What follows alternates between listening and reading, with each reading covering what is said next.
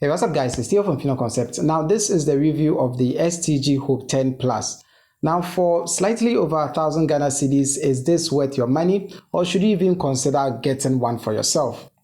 Well, let's find out then. Alright, so opening up the box, we get the tab on top. We also get the user manual, and beneath that is a solid case for protection. The packaging is quite simple. We also get the SIM ejector tool taped to the box. Also in the box is the USB Type-C charging cable, a pair of earphones, and a charging brick, which you don't get on most devices nowadays. On the left are the power button, the microphone and volume rockers, the SIM tray, and the USB Type-C charging port. The back houses the dual camera and LED flash. The bottom also houses the connecting pins for an external keyboard and trackpad, which we'll talk about later in this video. It literally took 37 seconds to boot up to the home screen.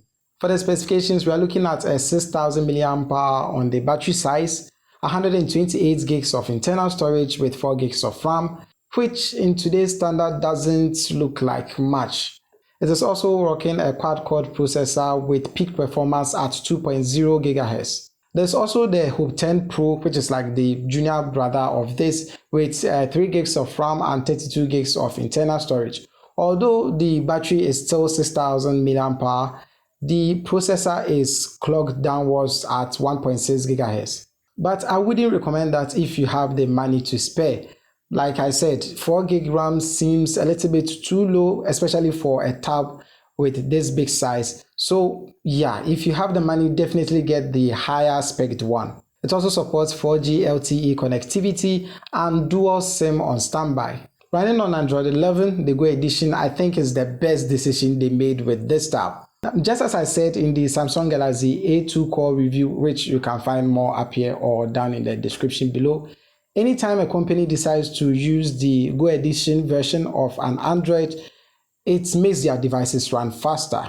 The reason for this is the Go edition has some way of cutting down the bloatware applications which will be running in the background, thereby slowing down your device. Now in the A2 core review, it was just a 1 gig RAM phone, but it was running super fast, even better than my 3 gig RAM Samsung A02s. Now because of that, even though this tab is quite big enough, I'm expecting the 4 gig RAM to run faster because it is on the Go edition version of Android 11. Now, of course, there are some cameras on this device. The camera up front is a 5 megapixel camera, which is decent enough for taking selfies and using for video calls or video chats or anything related to that. I wouldn't recommend taking pictures in low light because it tends to struggle a little bit. Well, it tends to struggle a lot. But on the rear, we have an 8 megapixel camera with LED flash, which you can take some decent enough photos with it if you have enough light in your surrounding. I would recommend you taking pictures in broad daylight rather than being indoors or at night like I am right now. Now the 5 megapixel and 8 megapixel aren't so much, at least if you could get 30 megapixel like what Techno and other devices are giving us, I think that one would be a little bit better, but 5 megapixels seems a little bit too ancient for me. That is my opinion, but I don't know about you. The display is a 10.1 inch HD IPS touchscreen with a disappointing 1280 by 800 pixel resolution. I say disappointing because with 10 inches screen, at least we're expecting to get like 1080p resolution. That would be much better or preferred on a device like this. Although the display is slightly above the 720p resolution, having 1080p is the way to go. I mean, full HD is way better than just HD. As you can clearly see, there isn't any form of anti-glossy finish on the screen, making it super reflective. The screen is also bright and super vibrant, especially indoors. The bigger screen allows for a number of multitasking, which I enjoy the most, especially in the YouTube app, which even shows up like how you see on a web browser on a computer. I got the keyboard and mouse pad, which is sold separately for close to 200 cedis. And the unboxing experience for the external keyboard is just as basic, nothing too fancy or special. Attaching the tab to the keyboard is as simple as placing the tab in the extended case that the keyboard comes with. For my testing, all the keys work just fine and I had no issues with a single key malfunctioning. The same thing happened with the touchpad. The keyboard features a full set of keys for typing, with the exception of the numpad. The keyboard is flexible and quite doable as it will seem, even though it's just 8.9mm thin. If you're looking for an inexpensive Android tablet that you can have on your desk, sit in front of it and get some work done, this tab should definitely be on the list of tablets to consider. So basically, there are some interesting things about this tab and it does come with some disappointing features. Some of which is with a 10-inch screen like this, at least 1080p would have been good enough, but slightly above 720p is okay, I guess. It's not ideal for me, but I think it's okay if you are going to be using for some daily tasks or not too intense work.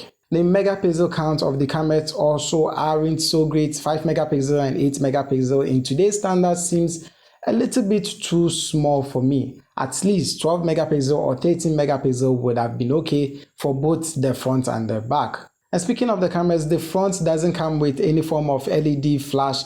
So if you are going to be making calls late at night or in an indoor setup, you have to have as much light as possible on yourself, or else your people are not going to be seeing you. So the few things I found quite interesting about this is, first of all, being able to purchase the keyboard. That is, if you are going to be using it. I don't think I'm going to be using a keyboard on an Android device at any point in time. So for those of you who are interested in that, having your tab on the desk, then this is ideal for you. The second thing is, because it is running the Go edition of Android, we are expecting it to be a little bit more faster than other devices, which is also a good idea. And I also like the idea that the speakers are so loud. I was expecting it to be a little bit bad because of the brand name, pardon me for that, but they were impressively good. There's also OTG support in case you want to plug in an external mouse or keyboard or a USB flash drive for that matter, which I don't think you are going to be using that. It comes with a micro SD card slot, so I don't think there's really a need for that. But it is there if you want it. I mean, it's up to you. But I think the most interesting thing I found about this is the battery life. Having a 6000 mAh battery in a device like this is going to last quite long. So let me know what you guys think. For 1,150 Ghana cedis, are you going to invest your money in purchasing something like this? And if you are, what kind of work are you doing that you'll be using something like this? Anyway, but for you parents out there, if you're interested in getting this for your child, in case you want them to study on YouTube Kids or something like that, I will recommend you get the X-Tigi, the kids version, which I have up here or down in the description below. What is the name? Let me check. I'm calling it. Then kids are